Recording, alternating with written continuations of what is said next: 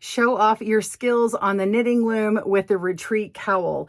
This cowl is a loom along series where you're going to be able to knit along for 3 weeks in a row, learning as you go and learning as you grow. Let's get started on part 3 of our loom along. Welcome to GoodKnit Kisses. We're all about helping you stitch your love and love your stitches. Well, welcome back. We're on part 3. You're on the home stretch, the last mile, the last kilometer, whatever you want to call it, wherever you are in the world. I'm really excited to see yours. So if you haven't been uploading to Instagram with the hashtag Loom Knit Retreat Cowl, I would love to see it. So when you finish yours, or if you're just still in the process, be sure and upload photos and tag me. Use that @ GoodKnitKisses, and I would love to see yours come along. It's really fun to go click on that and look at it and see all the different ones. So be sure and click on that hashtag and you'll see everyone's. All right, so we're going to walk you through the remaining part of this pattern. It's going to be in reverse. You're not doing any more Indian cross stitches, no more dropped cabled cross stitches to do. And now we just have this done in reverse. So let me walk you right through that. And don't forget to tag me on Instagram. All right, let's go. All right, so we have the beautiful complete chart you can get now on our blog, or if you want to download your own copy, you can get the full completed chart. Everyone left off, whether you were on the skinny or the chunky, you left off on this last round, which is round 36 on the skinny and 25 on the chunky. This 25 is where my little marker is, or my row counter for the chunky over here. So everybody's done a row here, and then we're going to knit around, and then we'll work the seagrass stitch. So when we come back, we'll work the seagrass stitch. So if you do not complete, remember that you have to finish up those last Indian cross stitches where you have to move it over to starting on peg 4 if you're working the skinny, and then you have to do another one of these to balance that out where you start on peg 1 again. All right, go ahead and knit your round. Pause the video and I will see you for the seagrass section. See you soon. All right, to remind you how the seagrass stitches worked, you are going to bind off one stitch and then E-wrap yarn over the next stitch. So to bind off one stitch, we are going to knit 2 stitches. Then you pick up the second stitch, place on the first stitch, and knit over, and then E-wrap yarn over, and then go on to the next pair. We're going to knit over. We're knitting 1, knitting 2, move 2 to 1, knit off, E-wrap yarn over, and move to the next set. Okay, that's it. So continue working that, and then for round 2 of that stitch, you're just going to knit around. So work your 2 rounds, making the stitch on one round and then knitting all stitches on the next round. Pause your video and I'll meet you back for the next step. See you soon. All right, now that you completed your 2-round repeat, you're going to do that once more for the chunky cowl and twice more for the skinny cowl. So that means you're going to do those 2 same rounds again, 1 time more for the chunky, and then the skinny is actually 4 rounds, but it's just those 2 row repeats twice. Okay, so go ahead and do that, and I will meet you back for the next stitch pattern. See you soon. You have just finished the seagrass stitch pattern, and now we're on to the diamond lace stitch pattern. We're going to be slipping 1, E-wrap, and then go back and E-wrap the one that we slipped, and that is that figure 8 stitch. So let's hop over to the chart here. Okay, so you've repeated these rounds here for your cowl, and now we're on to these stitches here. So this is the same repeat as you did on the beginning part of the pattern. We are just reversing what we did before. So we're going to do this 3 rounds for the skinny and 2 rounds for the chunky. So let's go ahead and do that right now. All right, the diamond lace stitch pattern, we're just going to go behind peg 1 and behind peg 2, wrap around peg 2, go around and wrap around peg 1 again, and then we just knit off both stitches. And now your yarn is between the first and second peg. You move on to your next peg pairs. You're going to skip the first one or slip, then you're E-wrapping the second, come back and E-wrap the first, and then knit off. Again, making that figure 8 round. Go behind both pegs, go around the second one, go back around the first one, and knit off. So I'm trying to say this 3 different ways just because we have different learners and it catches in your brain different. So now hopefully you've got that now. So go ahead and do 2 rounds of this if you're doing the chunky size, and 3 rounds if you're doing the skinny version. All right, pause your video and I'll meet you back for the next stitch pattern. See you soon. All right, so I have now finished my diamond lace stitch pattern, and now we want to move on to the ribbing pattern. So whether you're on the chunky like this one or the skinny, they will look the same. It is both a knit 1, purl 1 ribbing for 4 rounds. They look the same on both charts, and you can see the column of knit stitches and the column of purl stitches. So again, just going to knit the first stitch and purl the next stitch, and then repeat. Knit 1, purl 1 all the way across, and then repeat that round 3 more times. So 4 rounds total of that ribbing. And then when we come back, we are going to bind off together. This will be in pattern and nice and stretchy, plus the little bonus at the end. All right, so you've done your 4 rounds of your ribbing. It should look like this in the back here. And now we're going to bind off in pattern, but we're going to make it slightly stretchy. So instead of using the U-wrap knit stitch, we're going to E-wrap on our knit stitches, and we're going to purl on the purls. So we're just going to make an E-wrap on this first stitch, which normally would have been knit. So you just knit over on that one. And then to bind off, normally on binding off, you would just knit that next stitch, but we want to bind off in pattern. So we're just going to put our yarn below, make a purl stitch, and then move it over. Okay, and then tighten that up, and then you knit off. You just lift the bottom over the top. It doesn't matter if you purled before or not. Whoops. Let's just put that right back on here. Okay, just knit over. All right, so now you have this empty peg. We're going to move this on over to our empty peg here, and then we start over with a another knit stitch. So we're going to knit on all the first parts of our pegs here. There are links. If you used a different loom, that's okay, but it's really nice with these links here because I know the very first peg of each one of them is always knit. So I'm going to knit this next stitch, but make sure and make it an E-wrap. It's going to give a little bit more yarn, a little bit more stretch. So when I E-wrap that one, I'm going to move it over to this other peg and knit off. And then we're going to move it over to the peg that was just made empty. And now we're going to purl this next stitch. And that's how you bind off in pattern. You just continue knitting the knits and purling the purls. Just make sure that your knit stitches are going to be E-wrapped, okay? You're just constantly moving it over. And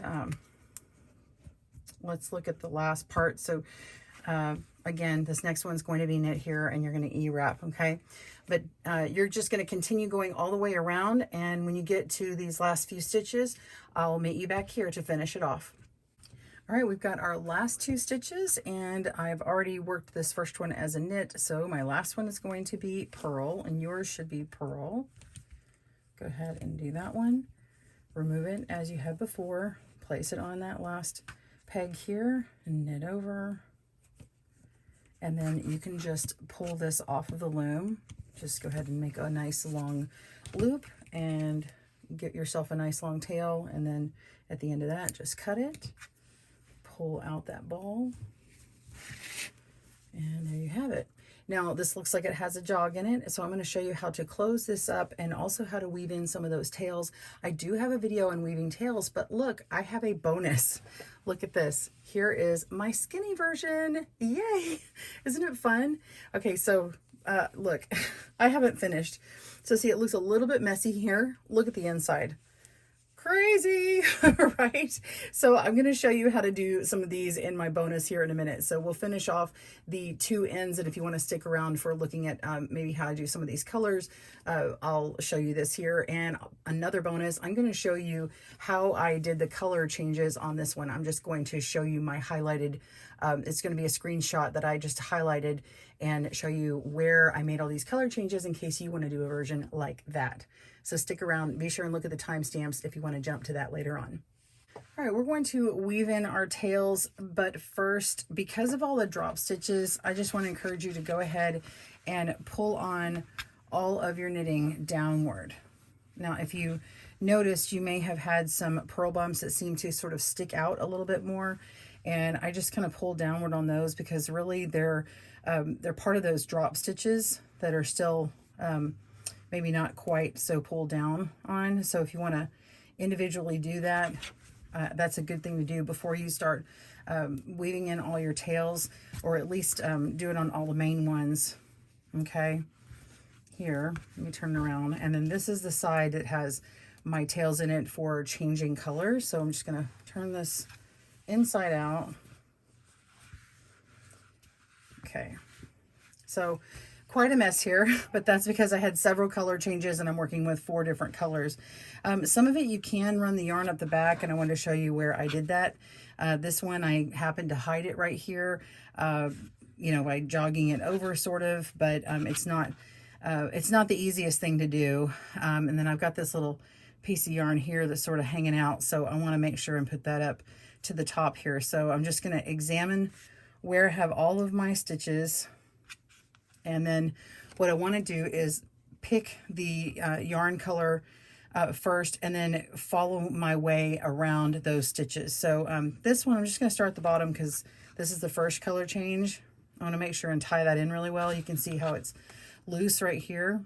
Okay, so I'm going to tug on this yarn, and this one, you can see this one, this stitch, how this one kind of comes around these 2 stitches. That's what's happening with this one. Okay, it's supposed to come around and go in this direction. So that's what I'm going to do. I'm going to follow that line.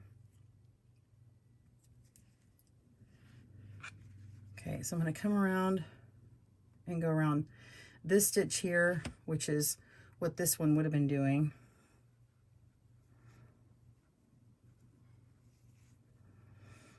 And that ties that part in. Okay, and then I'm going to come around the back of this side and come under here.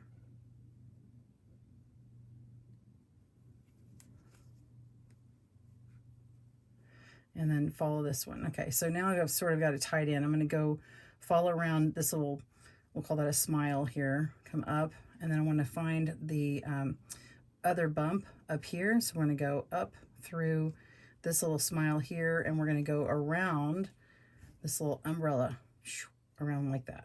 We're just going to follow it and then come back down through where we went before. And then we're going to follow around this little smile through here, and then back up this way where we went down before, and then follow around this little umbrella. And that's how you do the duplicate stitch on the garter stitch, and I do have a video on that. I'm going to kind of pull in this other side here and connect. Okay, let's see. I'm going to attach this through. Let's go through this side and down underneath here. Okay.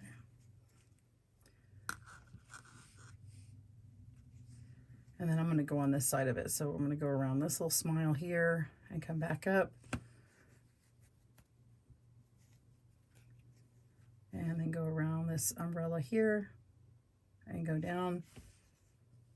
And that's all you're doing. You're just following along this line, matching up color for color. Okay, so I'm just following the blue with the blue all the way down. And when you get several stitches down in one direction, I suggest that you come back in the opposite direction, back on itself. So let's say, let me do one more here. Okay, so I'm down here, that's going to go back this direction, and then go back up this way and around, and then I'll kind of split through one of these yarns here. There we go. And then trim that off. And there you go. So that's how you're going to connect these here. So you just need to kind of play with it. I suggest going up one at a time and doing the garter first and connecting those. So find my other ends here and connect that just to make sure you know where the beginning end of that one is, and you can get your garter stitch kind of more stable, and then work the drop stitches in, because these long strands really need to lock into something more substantial. So if you close in those rounds first, it'll be easier. So let me go ahead and finish off this row. I think I had, let's see, carried this end up. Yeah, this was my strand that I cut. So I don't have two ends to worry about here because I had carried it up. All right, so if I connect it, let's come down here, and then I'm going to follow this little smile around and come around this little guy here, up top this umbrella, and come back down. And see, just following that color for color. So it seems harder. It's just that once you get going, you can see that all you're doing is matching the colors, and that's pretty easy to do. I mean, as long as you're not colorblind.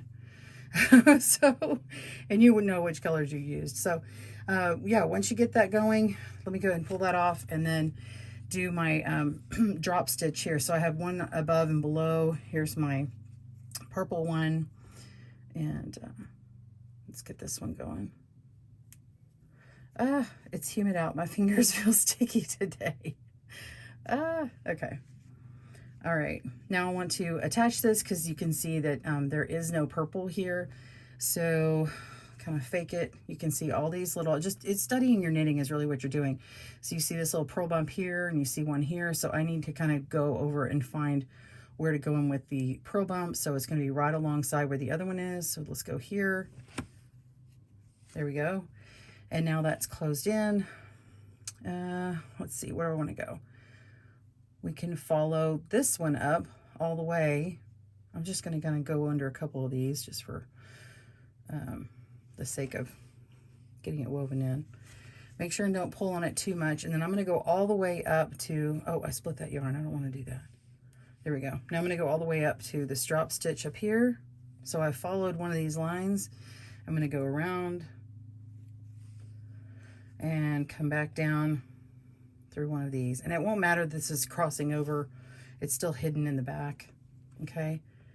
And then go around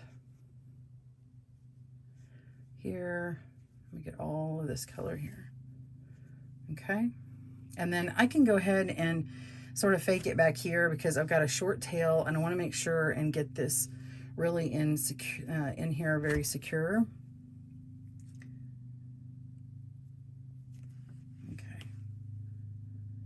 Come up. Ooh. And I'm gonna come back down where I was before. Okay, and then I can go ahead and trim that off. Okay, and then that's it. So you just continue on all the way and trim them off. I suggest, especially on this particular one, until you have it washed or blocked, I would not trim them very short. I trim it maybe like about here, maybe a centimeter or two, quarter inch or so, because when you start pulling and blocking on things, it might work its way out. And so if it's long enough afterward, you can just trim it a little bit shorter. Okay, and that's it.